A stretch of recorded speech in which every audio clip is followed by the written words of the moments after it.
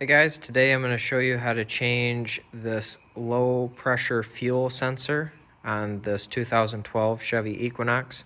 If this video is helpful, smash the thumbs up button and comment below. Okay, first thing we're going to do, come over to the front driver's side, crack the lug nuts loose, jack it up, and then take off your tire.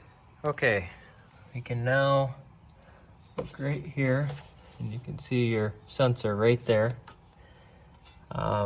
That is going to come off with a 16 millimeter wrench. So the first thing we're going to do is unhook that clip.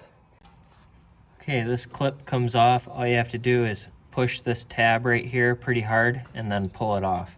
Okay, once you've stuck your wrench in here, you can come up from this way and break it loose. And then you can pretty much turn it out by hand. Be aware that there might be a little bit of fuel that leaks out here. Can hear it kind of spraying out. There's a little gas running down. I've got a towel down here to catch that. There will be links in the description where you can get a new sensor.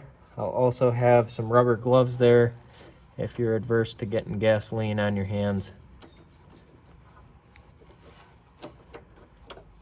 There we go, got it out. Then we can go about putting our new one in. Alright, your new one goes in same way you took the old one out. Keep in mind this is brass on aluminum. You don't need to crank this down super hard, okay? Just get it, tight, but don't crank on it because you'll strip stuff out. But I hope this video is helpful to you. If it was, smash that thumbs up button and comment below. It helps the algorithm. And good luck to you guys.